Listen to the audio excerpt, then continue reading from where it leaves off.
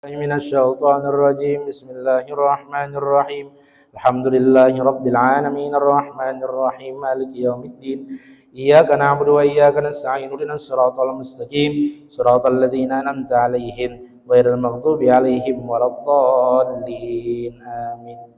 Assalamualaikum warahmatullahi wabarakatuh. Bismillahirrahmanirrahim. Alhamdulillahi rabbil alamin. Wabihi nasta'in ala umuri dunya waddin. Wassalatu wassalamu ala asyrafil anbiya'i wal mursalin Sayyidina wa maulana Muhammadinil amin wa ala alihi wa sahbihi ajma'in.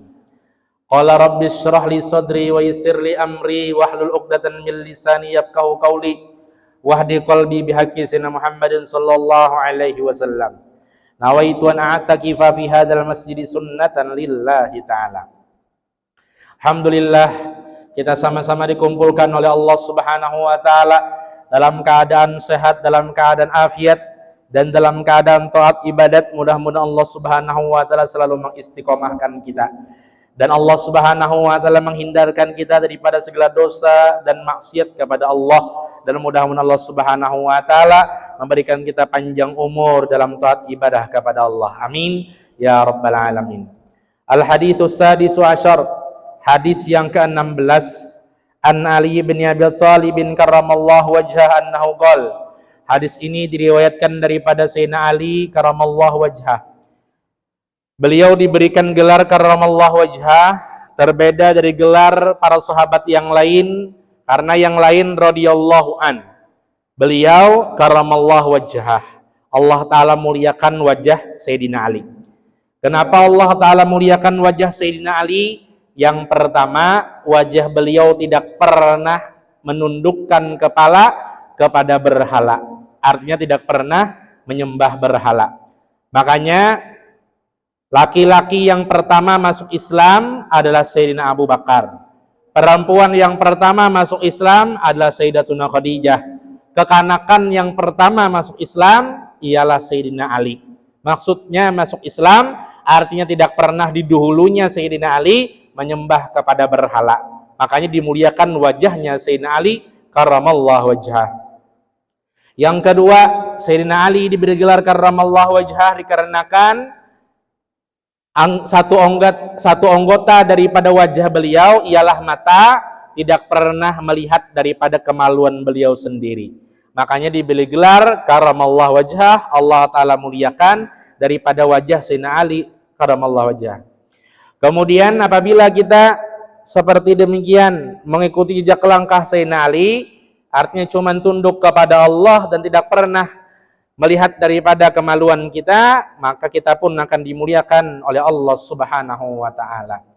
Kemudian lagi Sayyidina Ali meriwayatkan hadis dari Nabi kita Nabi Muhammad sallallahu alaihi wasallam, "Man qara'a qul huwallahu ahad, Allahus samad, lam yalid walam yulad walam yakul lahu kufuwan ahad, akhiriha ba'da salatil fajri asyra marratin lam yasil ilaihi dambun fi dalikal yawm wa in jahada syaitan." Barang siapa, kata Nabi kita Nabi Muhammad, membaca surah Al-Ikhlas atau qul huwallahu ahad Allahus samad lam yalid walam yulad walam yakul lahu kufuwan ahad sesudah sembahyang subuh pian sempat dan ingat membaca qul huwallahu ahad 10 kali asyara marrat, lam yasil ilaihi dambun fi dzalikal yaum, maka Allah taala akan tegahkan dirinya daripada menggawi dosa seharian penuh. Jadi imbas subuh ini ingat membaca surah Al-Ikhlas 10 kali, kemudian dia memulai hari dengan surah Al-Ikhlas tadi 10 kali, maka Allah telah menghindarkan inya daripada dosa pada itu hari. Wa in jahada syaitan, meskipun behimat syaitan mengganggunya, behimat syaitan menyuruhnya, behimat syaitan memerintahkannya berbuat dosa dan kemaksiatan, maka taguh daripada yang demikian.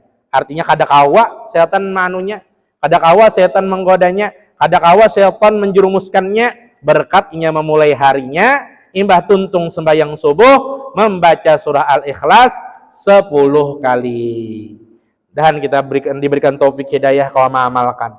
Jadi siapa orang hendak dihindarkan daripada dosa seharian, maka jangan kada ingat membaca surah Al-Ikhlas 10 kali. Wahia suratun makiyatun wahia arba'u ayatin wa khamsa asyara kalimatin wa sab'atun wa arba'una harfan. Barang siapa jar Nabi yang baca qul huwallahu ahad hingga akhir surah sesudah salat fajar, sesudah salat subuh sebanyak 10 kali, pada hari itu dosa tidak akan mengenainya sekalipun syaitan memaksanya. Surah Al-Ikhlas tersebut diturunkan di Mekah. Jadi munnya surah itu diturunkan di Mekah, maka namanya surah Al-Makki. Apabila diturunkan di Madinah, namanya surah Al-Madani. Apabila diturunkan ketika Nabi Muhammad SAW berada di Mekah, artinya Nabi kada musafir, namanya surah Mahalli. Apabila Nabi kita Nabi Muhammad sedang musafir, kemudian diturunkan ayat, maka dinamakan surah ataupun ayat safari. Jadi diturunkan di Mekah. Terdiri dari 4 ayat, 15 kata, dan 47 huruf. 47 huruf. Nah, jadi satu hurufnya itu dikatakan oleh Nabi Muhammad kepada para sahabat bahwasanya kata Nabi Muhammad, barang siapa yang membaca ayat daripada ayat-ayat Al-Quran, satu hurufnya dibalas 10 kali lipat ganda pahala. Bukanlah alif lam mim itu satu huruf saja, akan tetapi itu 3 huruf. Berarti 30 kali lipat ganda pahala. Ini surah Al-Ikhlas terdiri 47 huruf, maka dilipatkan ganda oleh Allah Subhanahu wa taala menjadi 470 pahala yang diberikan oleh Allah Subhanahu wa taala kepada kita. Nah, jadi surah Al-Ikhlas amalkan jar Nabi 10 kali di waktu pagi, maka dia akan menjalani hari-hari dihindarkan daripada gawian dosa, dan walaupun syaitan beristilah mengganggu dan berhimat memaksanya menggawi dosa, tetap kada mempan. Dan daripada Ubay bin Ka'ab radhiyallahu an dari Nabi Muhammad sallallahu alaihi wasallam, Nabi bersabda, man qara'a surat al-Ikhlas marratan wahidatan u'tiya minal ajri kamitsli ajri mi'ati syahidin. Barang siapa, kata Nabi Muhammad, yang membaca surah Al-Ikhlas 1 kali, sekali aja, ada tadi kan 10 kali dihindarkan daripada dosa setiap hari, ini cuman sekali aja yang baca qul huwallahu ahad, maka ia akan diberi pahala seperti pahala 100 orang yang mati syahid. Nah, sekali aja membaca, pahalanya luar biasa, seperti pahala orang yang wafat dalam keadaan syahid, 100 orang mati syahid. Kenapa jadi surah Al-Ikhlas ini mulia? Bahkan lebih mulia daripada surah-surah yang lain, karena surah Al-Ikhlas ini adalah surah ketuhanan. Artinya mulai awal surah sampai akhir surah kada membahas manusia, kada membahas nabi dan rasul, tapi membahas Allah Ta'ala pun. Arti membahas artinya menceritakan bahwasanya di dalam itu surah terkandung keesaan Allah Subhanahu wa Ta'ala, yang artinya qul huwallahu ahad. Katakan wahai Muhammad kepada orang kafir nang mendustakan kepada Allah, yang mereka menganggap serikat pada Allah, Allah Ta'ala itu esa. Qul huwallahu ahad. Apabila Allah Ta'ala kada esa, berbilang mereka mengatakan berserikat Tuhan, maka niscaya camuh kejadian manusia dan kejadian alam semesta. Misalnya Tuhan itu berserikat, misalnya Tuhan itu bersekutu, ataupun ada nang menandingi lawan Allah Ta'ala, niscaya camuh kejadian alam semesta. Ada Tuhan nang seikung hendak mengolah manusia, mancung jar. Tuhan nang seikung jangan mancung, tetemek keja. Timbul bingung, antara lah kita. Nang seikung putih jar, nang seikung hirang jar. Ya na bepanau tuh jadinya. Nah, artinya camuh kejadian alam semesta. Nah, oleh sebab karena itu inilah kenapa jadi alam semesta ini Allah Subhanahu wa Ta'ala luar biasa menjadikannya, karena Allah Ta'ala esa, tidak ada sekutu baginya. Kemudian qul huwallahu ahad Allahus samad, Allah Ta'ala maha suci, Lam yalid wa lam yulad, tidak sama dengan apa yang mereka perkatakan, bahwasanya mereka mengatakan Allah Ta'ala ada sekutu. Padahal dalam Al-Quran, lam yalid wa lam yulad, tidak beranak dan tidak diperanakkan. Seandainya mereka mengatakan Nabi Isa itu adalah anak Tuhan, karena ini adalah bayi ajaib tanpa mempunyai bapak, maka lebih ajaib lagi Nabi Adam, yang seharusnya lebih dituhankan oleh mereka daripada Nabi Isa, karena Nabi Adam tidak mempunyai ayah dan tidak mempunyai umat. Akan tetapi di sini Allah Ta'ala hendak memberitahukan dan menampakkan kekuasaannya, artinya kawaja maulah manusia tanpa ada bapaknya, kawaja maulah manusia tanpa ada bapaknya dan tanpa ada umatnya. Inilah kekuasaan Allah Subhanahu wa Ta'ala. Akan tetapi pikiran dan otak mereka tidak sampai kepada hal yang demikian. Kemudian mangqara surat al-ikhlas maratan wahidatan u'tiya min ajri kamisli ajri mi'ati syahid. Jadi yang paling afdal tadi surah adalah surah al-ikhlas. Ada pulang surah yang paling bagus kita baca ialah dengan kita mengumpati Allah Subhanahu wa Ta'ala mencela kepada orang yang kafir dan mendustakan kepada Allah serta mendustakan kepada Rasulullah. Surah apa? Surah Al-Lahab. Nah, itu bagus dibaca. Jadi seandainya hendak memasangkan surah, yang pertama mengesahkan Allah Ta'ala tanpa ada celah, tanpa ada kekurangan, bacalah surah Al-Ikhlas. Munya hendak mencela kepada musuh Allah yang mensekutukan kepada Allah dan kada percaya lawan Rasulullah, maka hendaklah baca surah Al-Lahab. Nah, rakaat pertama qul huwallahu ahad, rakaat kedua adalah tabbat yada abi lahabi wa tab. Nah, itu. Jadi ada seorang ulama, beliau tuh suka mengamalkan surah Al-Kafirun dan surah Al-Ikhlas setiap kali sembahyang. Lalu ujar muridnya, "Pian kada hafal ka surah yang lain?" Ujar Sidin, "Hafal aku surah yang lain." Padahal 30 juz gin sini hafal juga, tapi ujar Sidin, ini adalah surah yang paling afdal. Qul ya ayyuhal kafirun, mengesahkan di dalamnya bahwasanya Nabi Muhammad disuruhkan Allah Ta'ala mengatakan kepada orang kafir, Qul ya ayyuhal kafirun la a'budu ma ta'budun, artinya kami kada menyembah dengan apa yang kalian sembah, dan kalian pun kada kami paksa menyembah dengan apa yang kami sembah. Nah, jadi surah Al-Kafirun dan rakaat kedua surah Al-Ikhlas, maka inilah kata ulama tadi surah yang paling ku idolai, surah yang paling kusukai dalam Al-Quran. Ketika aku sembahyang membaca dua surah ini karena kelebihannya terbeda daripada surah-surah yang lain. Nah, jadi kada apa pian mengamalkan tah sembahyang duha Al-Kafirun lawan Al-Ikhlas juga, sembahyang hajat Al-Kafirun Al-Ikhlas juga, sembahyang witirnya 2 rakaat lawan 1 rakaat Qul ya ayyuhal kafirun lawan Al-Ikhlasnya. Nah, ini kada apa? Karena ini adalah surah yang mengandung banyak pahala. Dari Sayyidina Anas bin Malik radhiyallahu an, beliau berkata, Rasulullah sallallahu alaihi wasallam bersabda, "Man qara'a qul huwallahu ahad marratan wahidatan, faka'annama qara'a thulutsal Qur'an." Barang siapa yang membaca surah Al-Ikhlas sekali, maka seakan-akan dia membaca 1/3 Al-Qur'an. Wa man qara'aha marrataini, faka'annama qara'a thulutsayil Qur'an. Barang siapa yang membaca 2 kali surah Al-Ikhlas, maka seakan-akan dia membaca 2/3 Al-Quran. Wa man qara'aha thalatsa marratin, faka'annama qara'al Qur'ana kullah. Barang siapa yang membaca surah Al-Ikhlas 3 kali, maka seakan-akan dia membaca Al-Quran sehataman. Nah, membaca sekali surah Al-Ikhlas 1/3 Quran, membaca 2 kali 2/3 Quran, membaca 3 kali sahataman Al-Quran. Makanya diriwayatkan Sayyidatuna Fatimah setiap malam sebelum guring beliau menghatamkan Al-Quran. Lalu bingung sahabat yang lain, bahkan sahabat perempuan bingung seberataan, bagaimana caranya pian menghatamkan Al-Quran sebelum guring? Apakah pian kada beguringan sampai tengah malam sampai ke tengah subuh punya sahataman Quran? Kada demikian, kata Sayyidatuna Fatimah.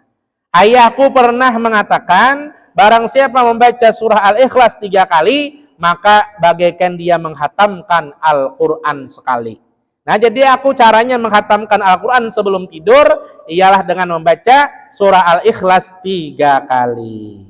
Wa man qaraha ihda asyarata marratan banallahu ta'ala baitan fil jannah min yaqutatil hamra. Barang siapa yang membaca surah Al-Ikhlas 11 kali, Allah Ta'ala bangunkan satu rumah di dalam surga yang terbuat daripada mutiara yakut yang berharga yang berwarna merah di dalamnya.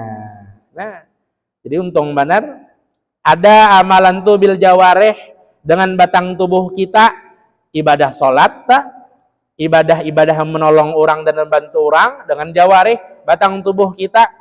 Ada ibadah dengan muntung kita, pertengahan nih ada nang kawa menggawinya, ada nang pengoler menggawinya, ya bacaan-bacaan nang kayak ini nah, amaliyah di muntung kita. Ada pulang amalan pintangan di hati kita aja, baya berniat aja, padahalnya kada kuasa untuk mencapainya, tapi dengan berkat niatnya diberikan Allah Ta'ala pahala seperti mana orang yang mengerjakannya. Seperti mana sudah diceritakan sebelumnya, niat seseorang Bani Israel yang ketika melihat tumpukan pasir, jikalau jarnya tumpukan pasir ini adalah tepung, gelapung, niscaya ku berikan makan kepada seluruh orang kampung. Tapi padahalnya kada bisa mencapai demikian, artinya kada kawa menggapai niatnya tadi, tapi meninggal bah meninggal sekalinya beisian pahala memberi makan orang sekampung dengan berkat niatnya. Bahkan tertera dalam kitab Tuhfatul Murid bahwasanya di dalam sana apabila seorang muslim berniat ingin pergi haji, padahal ia kada mampu untuk pergi naik haji, kemudian meninggal dunia sebelum tercapai niatnya tadi, maka dituliskan oleh malaikat pahala seperti mana pahala orang yang berangkat haji. Nah, apakan lagi nang ngalih wah ini menunggu haji berpuluh-puluh tahun, maka cukuplah kita berniat meskipun tidak ada uangnya, meskipun tidak ada kemampuannya, meskipun tidak ada ongkos untuk berangkatnya, dengan berkat niat kita, maka kita mendapatkan sesuai dengan apa yang mereka kerjakan, yang mampu mereka untuk menggapainya. Kita kada mampu menggapainya, dengan berkat niat kita, maka disampaikan oleh Allah Ta'ala, diberikan pahalanya kepadanya. Sama ada tuh kita berbuat baik lawan berbuat jahat, niat baik lawan niat jahat. Tertera dalam kitab Riyadhus Shalihin, apabila seorang hamba Allah berniat baik, langsung dicatat oleh malaikat kiraman katibin, inya sudah berbuat baik. Kemudian tuh hanya niatnya sudah dicatat oleh kiraman katibin, inya sudah berbuat baik. Seandainya digawinya niat baiknya tadi, maka dicatat pulang lipat ganda yang kedua, inya sudah berbuat baik. Apabila perbuatan baiknya dicontoh oleh orang, maka dicatat Allah Ta'ala oleh para malaikat kiraman katibin 3 kali lipat ganda pahala baik, bahkan terus mengalir pahalanya sampai hari kiamat. Apabila terus menerus orang mengumpati daripada kita, orang yang mengumpati kita diumpati pulang oleh orang lain sampai hari kiamat, maka pahalanya mengalir sampai ke kubur kita meskipun kita sudah ribuan tahun meninggal dunia. Nah, ini kebaikan berkat niat baik aja. Niat baik sebuting pahala dibari. Dijauhinya niat nang baik tadi 2 kali lipat ganda pahala dibari. Kemudian dituruti orang niat apa gawian baiknya tadi, maka 3 buting lipat ganda pahala yang diberikan oleh Allah Subhanahu wa Ta'ala. Akan tetapi jikalau seorang hamba berniat jahat, itu di-stop Allah Ta'ala dulu, wahai kiraman katibin, jangan dicatat dulunya berbuat jahat, terkecuali dia sudah mengerjakannya. Maka apabila dia berbuat jahat, apabila niat jahat, hendak ada baik lawan orang, hendak bermaksiat, hanya niatnya aja, jangan dicatat dulu. Ada nang baik tadi, hanya berniat disegerakan, dicatat kebaikannya. Sekali niat jahat, kali disegerakan, kaindah dulu jalla Allah Ta'ala, terkecualinya menggawinya. Sekalinya tang digawinya, sebuting aja dicatat Allah Ta'ala kejahatannya. Dan itu pulang kalau dihapus, Artinya mungkin kira katib pakai pensil aja dulu, kada pakai pulpen permanen. Karena punya pulpen permanen modelnya telah jangan disandarkan oleh manusia. Kada kalau dihapus, tapi ini pakai pensil kalau dihapus. Setelahnya berbuat jahat, sebuting aja Allah Ta'ala, hadang lu Allah Ta'ala, jangan dilipat gandakan lu kejahatannya. Sekalinya bertobat, timbul beristighfar orangnya, timbul insaf, timbul minta ampun Allah Ta'ala, timbul bertobat kada hendak lagi mengulangi dan menyesalinya, maka dihapus dosanya yang sebuting tadi. Nah itu, jadi niat jahat apabila kada digawinya belum dicatat, apabila digawinya sebuting kejahatan yang dicatat. Apabila inya kalau meninggalkan dipaksanya, oh ini jahat, ini kada baik, oh ini dosa, oh ini maksiat, kalau usah digawi gin, maka diberikan kepadanya pahala nang luar biasa dengan berkat inya kawa menahan diri daripada perbuatan dosa dan kemaksiatan tadi. Nah, jadi ada juapin ulama niatan si niat jahat terus, tapi sekalinya dibunguli sidin setannya, nang bunguli aku aja setan kada jadi digawi, kada jadi digawi oleh ulama tadi. Aku hendak membunguli setan mana aja sidin. Jadi aku niat jahat dulu, tapi kada aku gawi. Berniat menggawi dosa dulu, tapi kada jadi digawi. Berniat menggawi maksiat dulu, tapi kada jadi digawi. Tapi gairnya apabila kita berniat jahat, berniat dosa maupun berniat maksiat, gairnya kalau pina dilanjurakan Allah Ta'ala. Nah ini panggairnya. Nah ini niat baik aja harus kita, punya ulama tadi kan sidin dengan ilmunya, kawa menahani, kawa menghindari. Makanya Sunan Ampel Raden Ahmad Rahmatullah bin Ibrahim Asmarogondi kepada muridnya nang hanyar insaf, kepada muridnya hanyar bertaubat, kepada muridnya nang hendak supaya muridnya istiqomah beramal ibadah, ada langsung menyuruhkan kan sembahyang duha banyaki, kan sembahyang hajat banyaki, kan sembahyang taubat banyaki, kan sembahyang tahajud bangun tengah malam saban malam. Kada, tapi disuruh sidin hindari maksiat nang sebuting ini. Sudah kawa sebuting nang kedua ini kan bajudi ampih sudah bajudi. Hilang sudah bajudi, naik ke mabuk-mabukan, ampih mabuk-mabukan. Sampai hilang lalu daripada dosa kemaksiatan yang digawe oleh muridnya. Nah, ujar sin aja hikam ibadah sudah. Aja hikam hendak memperbanyak ibadah sudah. Karena hikam terhindar daripada dosa dan maksiat. Karena hikam kawa sudah menahani daripada perbuatan dosa dan maksiat. Nah, ini rahman Allah Ta'ala lah. Ini rahimnya Allah Subhanahu wa Ta'ala kepada hamba-hambanya. Niat baik langsung dicatat. Munya digawi 2 kali lipat ganda pahalanya. Orang menuruti 3 lipat ganda pahalanya. Niat jahat belum dicatat. Kawa tegawi 1 kali aja kejahatan yang dicatat. Kemudian istighfarnya bertaubat, menyesali kada hendak mengulangi lagi, dihapus kejahatannya. Kemudian kawa menahani daripada berbuat jahat tadi, diberikan pahala dengan berkatnya kawa menahaninya. Nah, inilah rahman rahimnya Allah Subhanahu wa Ta'ala. Bahkan saking Allah dan Rasulnya itu memberikan semangat bagi orang yang pendosa. Semangat apa? Semangat bertobat, bukan semangat untuk berbuat dosa pulang, Pak. Tertera di sekitaran makam Nabi Muhammad di Madinatul Munawwarah, apa terteranya? Tulisan sabda Nabi kita Nabi Muhammad, "Safaati li ahlil kabairi min ummati." Sapaatku ini kan ajar Nabi yang paling gonolnya, gasan umat nang paling banyak dosa. Tapi yang paling banyak dosa inya merasa inya nang paling hina, inya merasa inya nang paling banyak dosa. Dengan inya merasa tadi, lalu kadawani lagi menggawi dosa, lalu kadawani lagi menggawi maksiat, dan kada putus asa atas rahmat Allah Ta'ala yang bakalan mengampuni seluruh dosa-dosanya. Maka aku karena Nabi nang pamulaan memberikan syafaat kepadanya. Nah inya menyesali bang sudah kada hendak menggawi lagi dan kada bergerumung dengan orang-orang yang pancangan menjerumuskan inya kepada dosa dan kemaksiatan. Maka aku karena jaran Nabi penduhuluan nang berikan syafaat uzma kepadanya, berkat inya kada putus asa. Bahkan orang nang pendosa lawan orang nang pa ibadah merasa hinanya adalah merasa hina orang nang menggawi dosa. Ahli ibadah apabila kada beisian ilmu, inya merasa mulia dengan amal ibadahnya. Makanya tarhib dari Allah Ta'ala, ancaman dari Allah Ta'ala kepada orang nang ahli ibadah. Kalau ujar Nabi kita Nabi Muhammad SAW, ikam nang taat timbul di neraka, orang nang bermaksiat timbul surga. Kenapa? Sekalinya nang ahli taat ibadah ini merasa mulianya, merasa dosanya sudah diampuni Allah Ta'ala, merasa inya sudah hamba nang paling utama. Sedangkan orang nang pendosa inya merasa hina, inya memuliakan kepada manusia lainnya.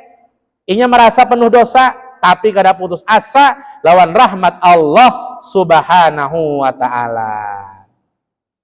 Bahkan di zaman Nabi Musa alaihi salatu wassalam, ada orang yang terkenal musrif, bersengatan, bergelimang dengan dosa dan kemaksiatan.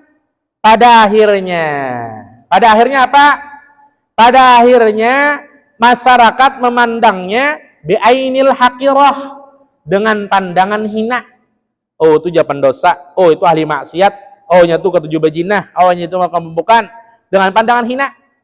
Akan tetapinya merasa dirinya hina, nya merasa penuh dengan dosa, nya saban malam sekalinya bertaubat minta ampun lawan Allah Ta'ala.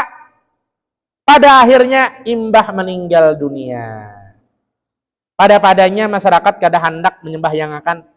Pada-padanya masyarakat kada hendak mensolatkan.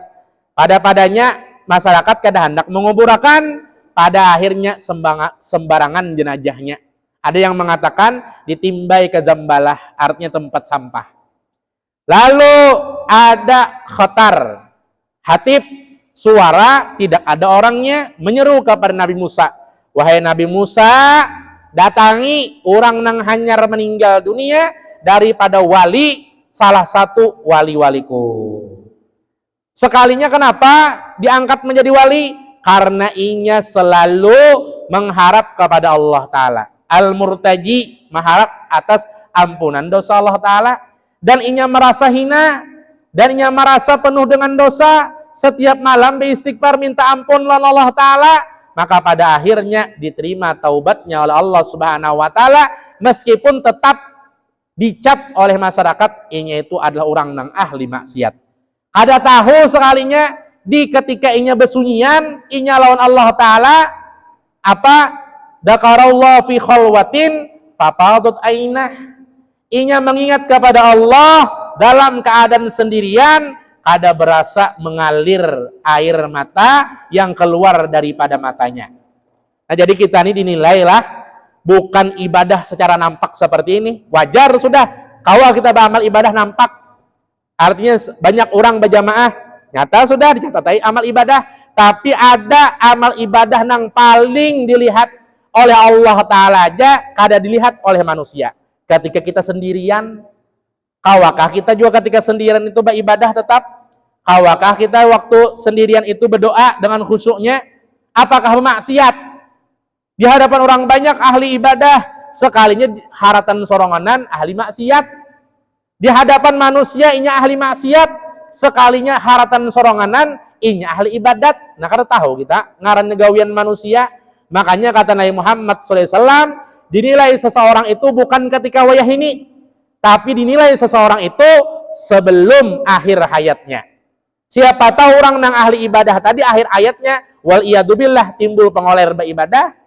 Siapa tahu orang nang ahli maksiat tadi akhir hayatnya bertaubat minta ampun kepada Allah Subhanahu wa Ta'ala atas dosa dan kemaksiatannya. Pada akhirnya surga baginya. Intinya jangan meremehkan lawan manusia dan jangan menyangka jahat lawan manusia. Siapa tahu ketika inya sendirian lebih mulia gawiannya daripada kita.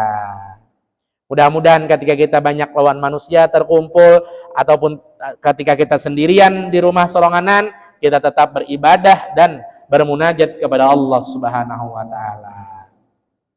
Nah, jadi ada orang seperti itu menyembunyikan dengan amal ibadahnya. Ketika sendirian luar biasanya munajat kepada Allah Subhanahu wa Ta'ala. Kemudian sebab ayat ini turun qul huwallahu ahad nih. Ada sebabun nuzulnya.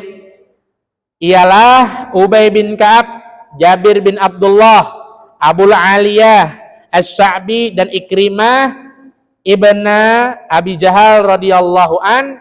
Ikrimah ini anaknya Abu Jahal. Abu Jahal kada beriman, tapi dengan berkat doa Nabi, jar Nabi mudahan dari sulbi Abu Jahal ini lahir orang nang beriman, lahirlah Ikrimah anaknya Abu Jahal. Abu Jahalnya kada beriman, Ikrimah beriman, maka inilah yang dimuliakan oleh Allah meskipun dia terlahir dari orang yang tidak beriman. Nah, jadi apabila ada seorang manusia yang dapat hidayah padahal orangnya ini kafir, kemudian dapat hidayah masuk Islam, kuitannya tetap kafir, maka si anak tadi tetap disuruhkan berbakti kepada kuitannya meskipun beda agama. Meskipun beda agama. Kemudian si kuitan tadi tetap disuruhkan mengakui kepada anaknya meskipun beda agama. Jadi nang anak ini dapat pahala bakti lawan kuitan, nang kuitan ini karena ini masih kufur, ditahan dulu pahalanya. Kecuali ini masuk Islam, gawiannya nang baik-baik ketika inya kafir, dijulung ketika inya masuk ke dalam agama Islam. Nah, jadi misalkan ada orang kafir, ketujuh berbagi, ketujuh bagi sembako, ketujuh bagi uang, harta dan sebagainya, itu kan dapat pahalanya. Karena kekafirannya ditahan dulu, palingan diberikan Allah Ta'ala balasan. Balasannya apa? Timbul sehat batang tubuhnya. Ini balasan secara logika. Arti logika itu secara manusiawi, dibalas kesehatannya, timbul sehatnya, dihindarkan daripada penyakit. Tapi kada dibalas segi akhiratnya. Segi akhiratnya kada dibalas pahala. Kecuali orang kafir nang pemurah tadi masuk ke dalam agama Islam, kebaikan-kebaikannya selama waktu kafir dijulung diberikan kepada inya ketika inya sudah masuk Islam. Adapun dosa dan kemaksiatannya waktu kafir itu dihapus, bagaikan inya baru lahir, seperti bayi yang baru lahir daripada perut ibunya ketika inya masuk Islam. Makanya apabila seorang mu'allaf hanya masuk Islam, dia menuhankan kepada Allah dan mengakui dengan kenabian Nabi kita Muhammad SAW, meninggal dunianya, maka surgalah nang mahadang inya karena dosanya dihapus dan pahalanya diberikan ketika kafirnya itu berbuat baik, dan pahala diberikan ketika masuk Islamnya. Nah, Ikrimah radhiyallahu an berkata, orang kafir Quraisy berkumpul. Mereka adalah Amir bin Tufail, Zaid bin Qais, dan yang lainnya. Mereka mendatangi Nabi dan bertanya, wahai Muhammad, gembirakan kepada kami, beri kabar gembira kepada kami tentang Tuhan engkau. Gambarkan, wahai Muhammad, gambarkan kepada kami tentang Tuhan engkau. Apakah ia dari emas atau perak? Nah, ini adalah orang kafir yang mereka belum masuk Islam, mereka belum beriman. Mereka bertanya kepada Nabi Muhammad, apakah Tuhan engkau terbuat dari emas dan perak? Inya menyandarkan seperti Tuhan mereka. Tuhan mereka kan berhala, terbuat dari besi, terbuat dari semen dan lain sebagainya, terbuat dari patung yang disembah oleh mereka, padahal diolah oleh manusia. Apakah ujar mereka, Tuhan ika Muhammad lebih hebat dari kami? Artinya lebih larang olahannya dari kami? Ataukah dari besi, ataukah dari tembaga? Karena Tuhan-Tuhan kami terbuat dari semua itu. Nah, mereka menyandarkan kepada Tuhan mereka.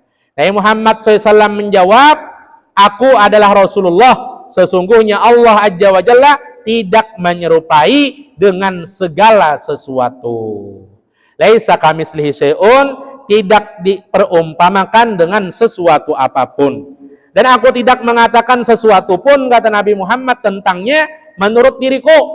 Makanya kata para ulama, la tas'al an khaliq, jangan engkau tanyakan daripada sang penciptamu, sang penjadimu, ialah Tuhan. Jangan bertakun Tuhan kayak apa, tapi tanyakan bagaimana Allah Ta'ala, Tuhan kita, menciptakan hamba-hambanya. Nah, jadi kita mengetahui adanya Allah Ta'ala dengan adanya makhluknya. Ada makhluk berarti ada yang menjadikan. Ada alam semesta, berarti ada yang menciptakan, ialah Allah Subhanahu wa Ta'ala. Jikalau kita ditanya di mana Tuhan, tadi betakun kayak pegerang Tuhan. Tadi balasannya, jawabannya kadada serupa dengan segala sesuatu. Pokoknya apa yang tergambar di hati dan pikiran kita itu lain. Nah, kemudian di mana Tuhan? Maka kita jawab, kada di muka, kada di belakang, kada di atas, kada di bawah, kada di kanan, kada di kiri, pokoknya ada. Nah. Kemudian Allah Ta'ala menurunkan surah ini dan berfirman. Ketika Nabi Muhammad menjawab, seperti mana yang mereka gambarkan, ujar Nabi, tidak demikian. Karena Tuhanku tidak sama dengan segala sesuatu. Maka Allah Subhanahu wa Ta'ala mewahyukan kepada malaikat Jibril yang menyampaikan kepada Nabi kita Nabi Muhammad sallallahu alaihi wasallam, qul huwallahu ahad, Allahus samad, lam yalid walam yulad walam yakul lahu kufuwan ahad. Artinya, katakanlah wahai Muhammad, dialah Allah yang Maha Esa. Allah Azza wa Jalla adalah Tuhan yang kepadanya kita bergantung segala sesuatu. Dia tidak beranak dan tidak pula diperanakan, dan tidak ada seorang pun yang setara dengan Allah Subhanahu wa taala. Nah, jadi kita ini dinamakan sebagai hamba karena kita bergantung kepada Allah Subhanahu wa taala. Artinya sifat iftikor kita, sifat berhajatnya kita kepada yang Maha menjadikan ialah Allah Subhanahu wa taala. Makanya kita itu janganlah meminta-minta kepada manusia, pintalah kepada Allah yang pintu permintaannya selalu terbuka. Allah Subhanahu wa taala murka apabila hambanya itu kadang meminta, sedangkan manusia murka apabila rancak dipinta-pinta. Dimintalah kepada Allah Ta'ala. Bisa kita minta kepada Allah Ta'ala dengan menggerakkan hati manusia, perhatian kepada kita, boleh aja. Artinya minta kepada Allah. Kita kada anak minta manusia, ada anak kita nang sugih tapi kada perhatian lawan kita. Ya Allah, bukakan hati anak ulun supaya perhatian lawan ulun, supaya mengongkosi lawan ulun, supaya menjamin kepada ulun. Boleh tak? Nah, minta bukakan lawan Allah Ta'ala. Apabila kita minta lawan manusia, walaupun anak kita, inya bisa marah, inya bisa murka, inya bisa sangit, karena rancak diminta-minta. Diminta kepada Allah Ta'ala dengan membukakan hati manusia. Ibnu Abbas radhiyallahu anhuma, Abdullah bin Abbas, rimunnya pangkat para sahabat itu ada nang radhiyallahu an, artinya Allah Ta'ala meridhoi kepadanya seronganan. Mungkin ayahnya ada sempat beriman dan kada sempat masuk Islam, maka nang diberikan doa kepada anaknya aja nang beriman nang Islam. Tapi munnya ujungnya radhiyallahu anhuma, Allah Ta'ala meridhoi daripada keduanya, berarti abahnya dan anaknya kedua-duanya beriman dan Islam. Ini Ibnu Abbas, Abdullah anaknya, Abbas abahnya, kedua-duanya adalah orang yang beriman dan Islam kepada Nabi kita Nabi Muhammad sallallahu alaihi wasallam. Abdullah bin Abbas inilah ketika abahnya Abbas menggendong anaknya Abdullah waktu bayi datang ke rumah Rasulullah sallallahu alaihi wasallam, beliau pun minta doakan, wahai Rasulullah, ini naun hanya berisian anak, hanya melahir beberapa hari yang lalu, kemudian minta doakan lawan pian wahai Rasulullah. Kemudian didoakan Rasulullah sambil memusut kepalanya Abdullah. Lalu jare Nabi mendoakan, Allahumma faqihu fiddin wa 'allimhu ta'wil. Ya Allah, jadikan inya ini paham dalam ilmu agama dan jadikan inya ahli tafsir. Dengan berkat doa Nabi kita Nabi Muhammad sallallahu alaihi wasallam dikabulkan. Akhirnya Abdullah membidangi seluruh ilmu dalam agama dan paling membidangi dalam ilmu tafsir. Makanya ada tafsir Abdullah bin Abbas ini yang bernama Tanwirul Mikbas ala tafsiri Ibni Abbas.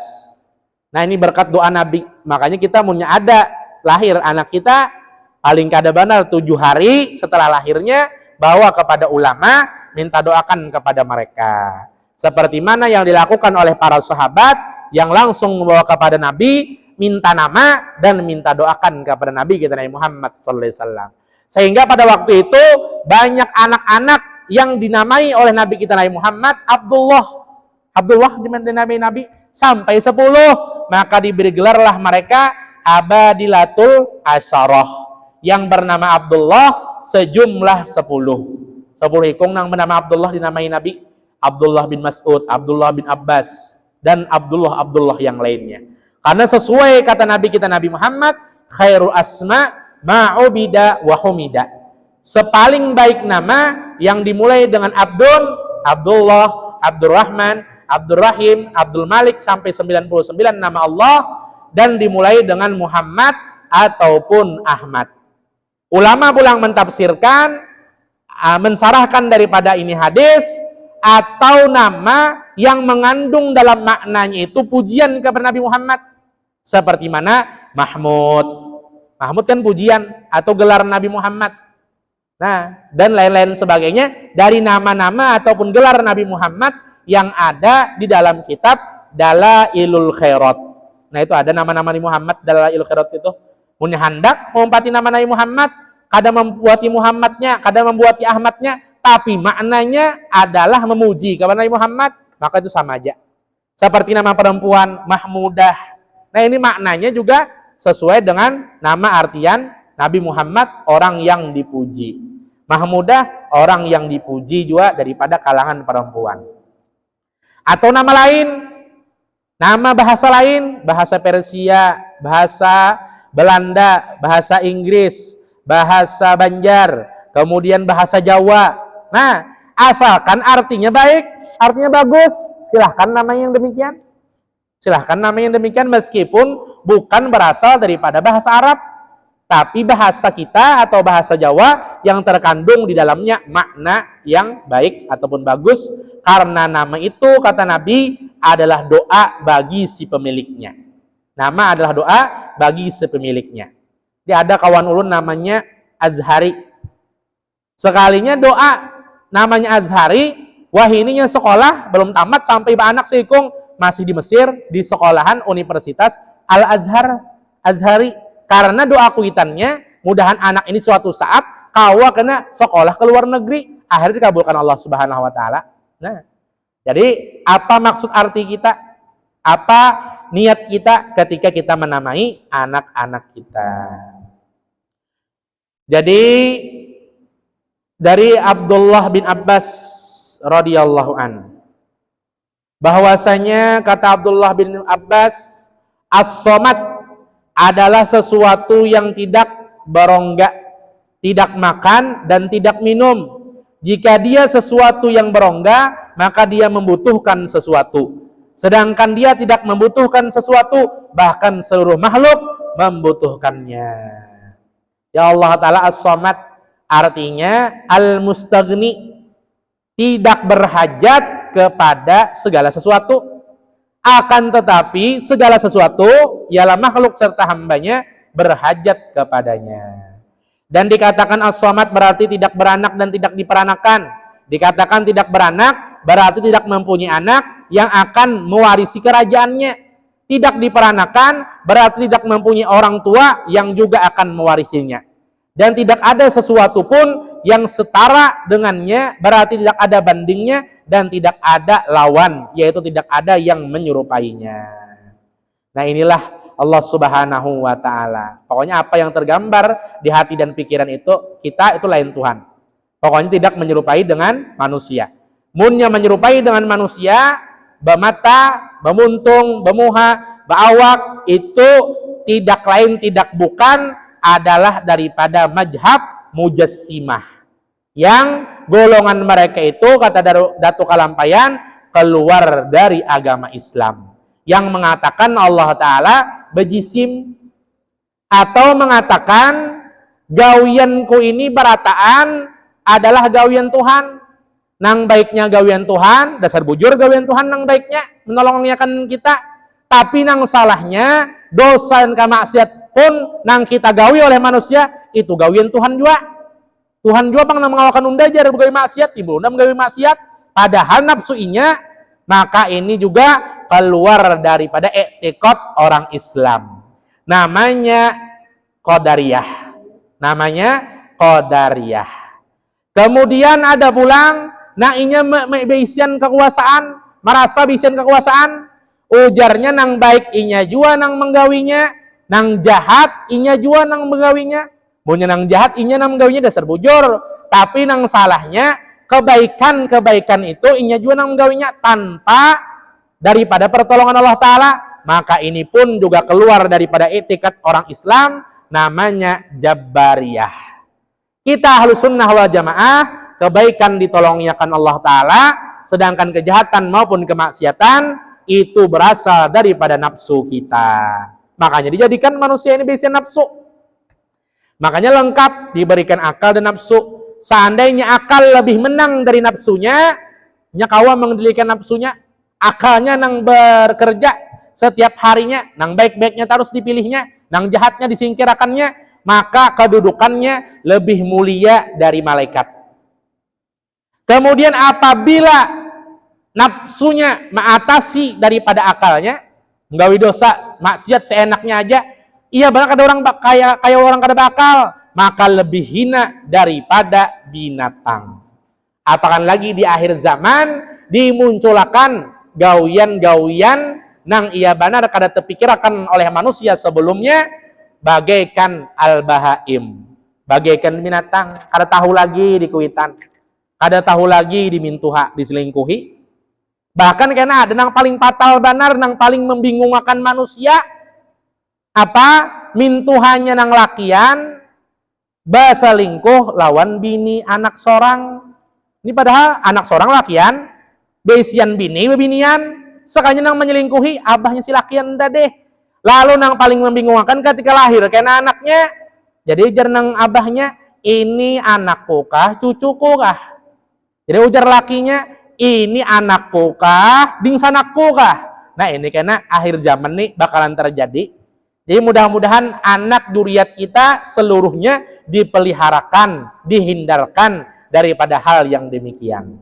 Nah, makanya laulal ulama lasaron nas kal bahaim. Seandainya tidak ada ulama yang menyampaikan ini halal dan haram, ini baik dan buruk, niscaya gawian manusia ini ia benar kayak binatang. Kada tahu di kewitan, kada tahu di mintuha, kada tahu di sanak bini sorang. Nah, berselingkuhan. Nah, kenapa ditampilkan Allah Ta'ala di akhir zaman ini? Supaya jadi pelajaran bagi orang yang melihat dan mendengar akan kabar berita. Dan ini pun juga tanda-tanda akhir zaman. Mudahnya seorang manusia membukakan aib-aib manusia lainnya, bahkan aib daripada kuitannya. Ini akhir zaman. Bahkan karena di hari kiamat, kuitan ini ada yang kada mengakui lagi lawan anaknya. Anak ini ada kada mengakui lagi lawan kuitannya. Karena apa? Karena kada sama amal ibadahnya. Makanya nafsi-nafsi aja lagi. Kecuali inya ini dasar takwa kepada Allah Subhanahu wa Ta'ala dan minta rahmat Allah Subhanahu wa Ta'ala, hanya rekawa memberikan syafaat kepada yang lainnya. Makanya kata Nabi Muhammad, bujur aja persaudaraan atau pertemanan di dunia ini mereka akrab di dunia, tapi nanti di hari kiamat mereka kena menjadi permusuhan luar biasa. Kenapa jadi permusuhan? Karena tahu lagi yang mana kawan, kecuali dijalin atas persahabatan mereka itu sewaktu di dunia dengan ketakwaan, membawai kawannya ke majelis, membawai kawannya beribadah, membawai kawannya bangun tengah malam, membawai kawannya puasa sunat. Maka persahabatan pertemanan yang dijamin dengan ketakwaan bakalan mendapatkan syafaat karena kawannya sesama kawannya dengan berkat ketakwaan yang pernah dikerjakannya di dunia. Tapi karena munnya di akhirat, munnya dijamin dengan kepentingan pribadi, ada yang diunting daripada perkawanan pertemanan kita di dunia daripada duniawi, maka nanti di akhirat bakalan menjadi permusuhan. Apa jadi permusuhan? Kita yang jadi ahli taat ini menjadi apa? Menjadi tanggung jawab bagi kawan kita nang berbuat dosa dan kemaksiat, ikam mengada menagurakan, ikam mengada menasihati, pada akhirnya merugi orang nang ahli taat tadi, takawan lawan orang nang ahli maksiat. Tapi munnya inya kawa ahli taat tadi merubahkan perbuatannya nang ahli maksiat menjadi ahli taat, maka beruntung nang ahli maksiat beisian kawan nang ahli taat, dan ahli taat juga beruntung karena berlipat ganda pahala nang didapat. Dengan berkat insaf dan taubatnya kawannya nang ahli maksiat menjadi ahli taat. Makanya perbanyak bakawan orang ahli taat, perbanyak orang nang hafal Quran bakawan, perbanyak kawan orang nang ahli ibadah. Pada akhirnya dengan berkat kita banyak berkawan dengan mereka, keumpat gawian mereka. Berapa banyak kata Imam Al-Jarnuji dalam kitab Ta'limul Muta'alim, orang nang pintar menjadi bodoh karena berteman dengan orang yang bodoh, pemalas. Berapa banyak orang yang bodoh, pemalas menjadi pintar berkat berkawan lawan orang nang pintar. Makanya kawan itu menentukan daripada akhlak kepribadian kawannya. Makanya jar Nabi kita Nabi Muhammad SAW, jika kalian mengetahui bagaimana keadaan maupun sifat seseorang, bukanlah kalian langsung melihat daripada kelakuannya pribadi, tapi lihatlah kawannya. Munnya kawannya baik, berarti orangnya baik juga. Munnya kawannya jahat, maka kurang lebih kawannya jahat juga. Nah, makanya almar'u ala dini khalilih, seseorang itu mengikuti daripada kelakuan kekawanannya. Maka hendaklah kawanakan anak-anak kita kepada kawan-kawan yang ahli taat, kepada kawan-kawan yang ahli ibadat, kepada kawan-kawan ahli Quran, kepada kawan-kawan penyairan, kepada kawan-kawan ahli maulidan, kepada kawan-kawan ahli solawat, kepada kawan-kawan nang bakti lawan kuitan. Hindarkan daripada kawan-kawan nang dosa maupun bermaksiat yang wani lawan kuitan, maka dampak begitu besar bagi anak kita yang bakal menjerumuskan anak dan zuriat kita. Mudah-mudahan Allah Subhanahu wa taala menjagakan kita zahir dan batin seumur hidup, dan mudah-mudahan Allah Subhanahu wa taala menjadikan kita menjadi ahli ibadah, dan Allah Subhanahu wa taala menghindarkan kita daripada gawian maksiat, dan mudah-mudahan Allah Subhanahu wa taala mengabulkan segala hajat dunia dan kemudahan daripada segala urusan, hajat akhirat dan keampunan daripada dosa dan kesalahan, nang garing disembuhkan, nang bisian penyakit dihilangkan daripada segala macam penyakit, yang bisian hutang dilunaskan daripada hutang-hutangnya, dan mudah-mudahan dihindarkan daripada hutang-hutang yang mengandung riba, dan mudah-mudahan kita sugih dari makan, sugih hati, sugih ilmu, sugih harta, terkumpul juga di akhirat, masuk ke dalam surga bersama Nabi kita Nabi Muhammad sallallahu alaihi wasallam. Amin ya rabbal alamin. Jadi walhasil daripada pengajian pada malam hari ini, apabila membaca surah Al-Ikhlas 10 kali imbas sembahyang subuh, dijagakan daripada perbuatan dosa seharian. Apabila inya kawan membaca surah Al-Ikhlas 1 kali dalam sehari, makanya diberikan pahala 100 orang nang mati syahid. Apabila inya membaca sekali seakan-akan dia membaca 1/3 Quran, 2 kali 2/3 Al-Quran, 3 kali sebagaimana kita menghatamkan Al-Quran. Kalau membaca 11 kali surah Al-Ikhlas, Allah Ta'ala jadikan sebuah rumah dalam surga yang terbuat daripada mutiara. Mudah-mudahan kita mendapatkannya. Amin ya rabbal alamin. Ala hadhihi niyyah wa quniyatin shalihah wal hadratin nabi bisirin nabi bisiri suratil Fatihah. Bismillahirrahmanirrahim. Bismillahirrahmanirrahim. Alhamdulillahi rabbil alamin arrahmanirrahim maliki yaumiddin. Iyyaka na'budu wa nasta'in ihdinas siratal mustaqim siratal ladzina an'amta 'alaihim ghairil maghdubi 'alaihim waladdallin. Amin. Bismillahirrahmanirrahim. Alhamdulillahi rabbil alamin. Allahumma shalli wa sallim ala sayyidina Muhammadin nabiyil ummi al-habibin qadallahu azim jihi wa sahbihi ajmain. Allahumma nas'aluka ilman nafi'an wa taqabbala wa rizqan halalun shifaan murida. Wa sallallahu alaihi wasallam Muhammadin wa sallam fadl subhana rabbika rabbil izzati amma yasifun wa salamun alal mursalin. Alhamdulillahi rabbil alamin. Taqabbalallahu minkum.